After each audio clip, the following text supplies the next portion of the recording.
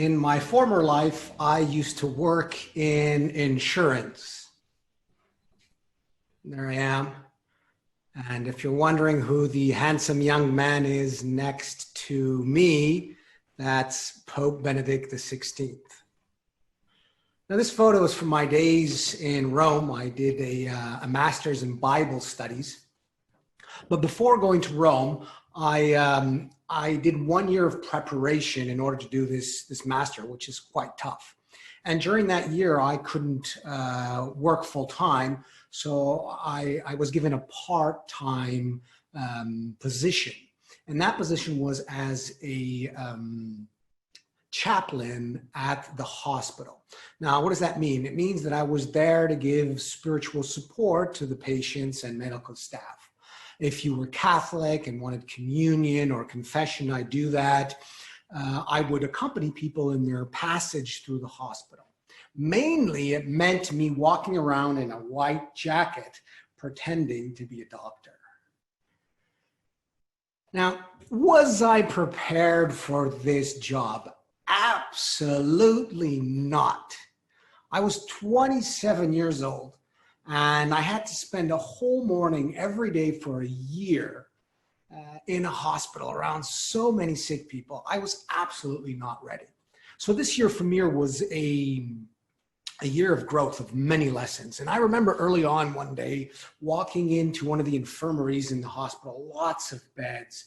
And in the corner, there was this young lady. She couldn't have been more than 40. And she was standing next to the window in her light green robe. She had these gray puffy slippers, long brown hair, and very pale skin and very skinny. And as I walked into the room, she turned to me and I turned to her, and our eyes connected. And then just like that, she turned and continued looking out the window. I went about talking to people and ended up leaving. And there I was the next day walking in. And as I walked in, I looked to the corner. This time she was sitting on her bed. She was reading a book. And when I walked in, she raised her head from a book. She looked at me, our eyes connected again. And then something happened and we disconnected. And this kind of thing happened for a few days. Eventually, I asked one of the nurses, "Who's the young lady in the corner?" And the nurse said, "That's Anna. She's got terminal cancer. The bad kind, the fast kind." And I remember thinking, oh, that's why she's different. Because see, most of the people that were there, they're going to go home. And if you were going to die, most of the ones, they didn't know that they were going to die. And if they were a little bit more elderly, they were becoming acquainted or friends with death. But she was just too young to know for sure that her death was imminent. And so I remember thinking, wow, well, then I'll just give her space. And when she's ready, if she's ready, I'll be here for her. And it's normal to be terrified. Probably she doesn't know what to say. And so our little ritual went on for another week or so. I'd walk in, we'd connect, and then I'd go about doing my thing and we wouldn't talk. Until one day, I come to the hospital, I look to the corner, and Anna wasn't in the corner. I look around the room, and she wasn't there either. So I asked the nurse, where's Anna? And the nurse told me, the time is coming. We've put her in a private room for her to feel more comfortable. And immediately I said, can I go see her? And she said, of course. And before I even being able to realize that this was actually going to be the first time that we spoke, I already had knocked on the door and I was on my way in. And as soon as she saw me, her face lit up with a wonderful smile. She stretched out her hand. So I held her hand, or she held mine. And I didn't really know what to say. So I said, hello, I'm Tobias. I'm the chaplain. And she started laughing. Of course, she was tired of knowing who I was. And so she looked at me and said, well, hi, I'm Anna, as if to tease me. Of course, I knew who she was. And then for the next 2 or 3 minutes, I sat there and, asked her how she was, and she did most of the talking, chit chat. Eventually, I saw by her face and her eyes that she was getting tired. And I said, how about, I let you rest and I'll come back tomorrow. She said, for sure. And so I left and I never came back. That night, Anna passed away. A few days later, I was sat at home on my sofa. I was having a glass of red wine.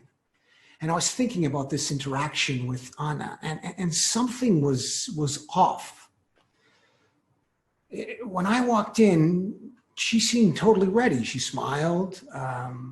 She didn't seem fearful. She was actually very playful, and she took a piss at me. And it didn't seem like she was lost for words, because we had a conversation very easily. And it was as I was reflecting that it hit me that I had gotten that situation the other way around, completely wrong. It was the opposite. I was the one that was not ready to face and to have an interaction with someone that had certain death at their door. I was terrified of that situation. I didn't know what to say.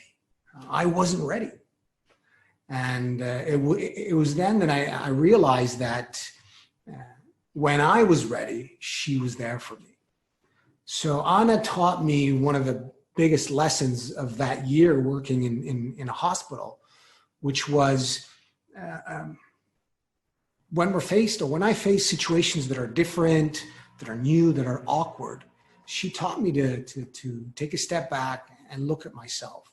Because it was very easy for me to put the burden on her, to think that it was her who was having a hard time dealing with it, when in reality it was me who had the hard time understanding, coping, and managing that situation.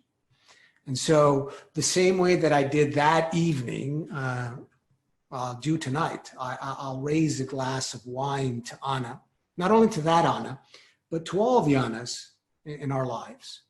To the people that we have that patiently and lovingly help us look at things the other way around, the opposite way, and that help us accept and grow with situations that are different, awkward, and difficult. To the Annas of our lives.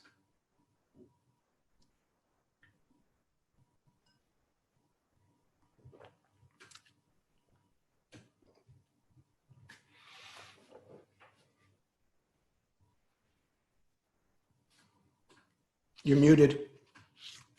Thank you for the story. That was delightful. That was reflective.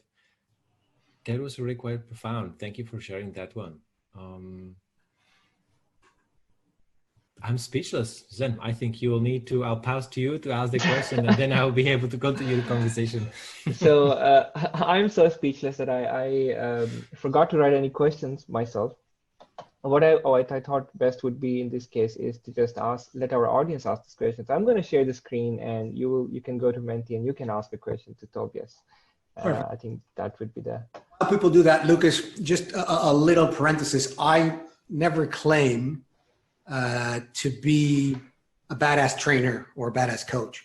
What I claim to do is to help companies build badass teams, which is slightly different because, most of the time, or sometimes I actually feel like a wimp, and sometimes I feel I'm strong, and sometimes I feel I'm weak. But what I believe in is that as a team, it's different. As a team, we can claim that we are badasses.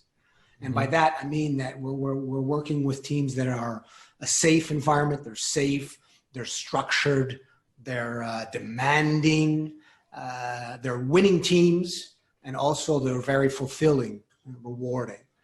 And that I can claim with self-confidence that I help companies build.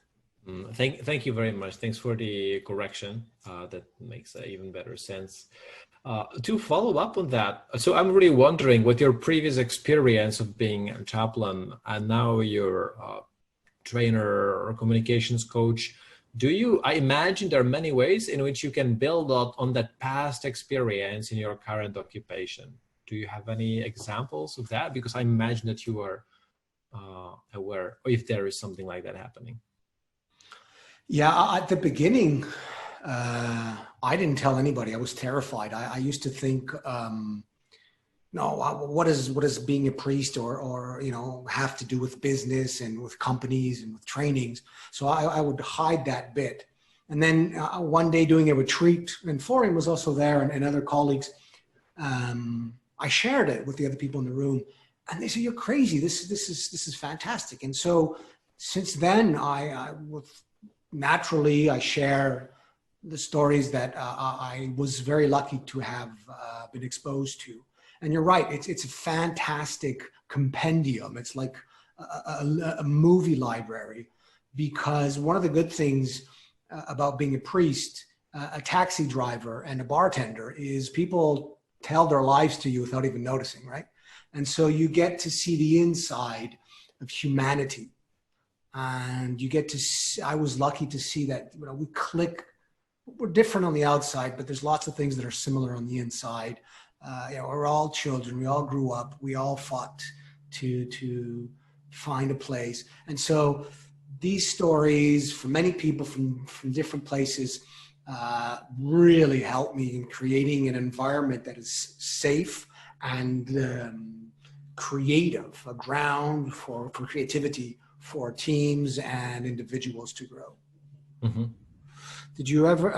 Am I answering the questions on? Yeah, if you like, you can pick some and answer this. Yeah, if you're comfortable, of course. But I didn't continue the conversations.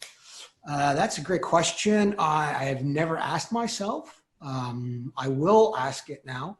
I didn't feel it. I haven't felt it. For some reason, it seems like it was what it is, but I could give it some more thought. Mm-hmm. The second question, I really don't understand. So if there's a little bit more of explanation. Yeah, I think I understand. So I maybe the connection. So in your previous life, you were chaplain, and maybe if you can comment a little bit more on what you're doing these days. What did I used to do? I started working in an island that's called St. Mary's Island, the Azores Islands, Portuguese islands in the Atlantic. I had 2 parishes, was 2 churches.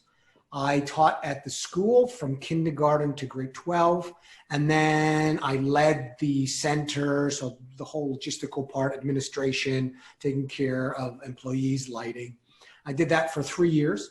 And then I did this year where I studied before going to Rome. In Rome, I did a master's in Bible studies, which meant studying a lot of Greek and Hebrew archaeology in order to understand better the Bible, while at the same time always working with people. I was also lucky during my years as a seminarian to have been a volunteer in jails. So I got to work every weekend with prisoners. And I think that wraps it up. And then in 2009, I decided to move on. Mm-hmm. Is it easier today meeting people who are dying? Oh, it depends. There's always a selfish part when you meet someone that's dying, right? Because if you're okay with it, that's one thing. If you see someone that is okay or that is becoming okay with their death, that's another situation. When I'm a little bit more mindful and a little bit more centered, what I try to do is to accompany the person. And then if it affects me or not, I'll take care of that after the person has passed away. Mm-hmm. But to be honest, I haven't been around people dying a lot since I started working in companies, which is good. People aren't dying in the companies. Mm-hmm. Thank you. Okay, then if you can, there is the last one. I'm not sure if you'll be able to have a take on that one, but if you feel like answering, you can try. To continue the conversation with the person, what will you do? Well, there's always, I look at cultures that are good conversationalists. Canadians, I'm half Canadian. Canadians are good conversationalists. Irish, when they're not drunk, are also very good conversationalists. That one's from Mel. English, the ability to be natural about situations, to ask open-ended questions, and let the person that is going through the situation give you the indications of where she wants to go. Mm-hmm. Yeah. Yeah, and I agree. I agree with that. I think sometimes it's just, it's not necessary that, or it does not need to be that the conversation should be prolonged for as long as possible. But as you said, it just in that moment it felt that was the end of the conversation. Tobias, thank you very much again. This was really different. This was definitely a bit different kind of story than what we usually have here, but it was beautiful. It was delightful to hear that from you. And I'm glad that we had a chance to connect. I really enjoyed it. Thank you. Yeah, thank you too.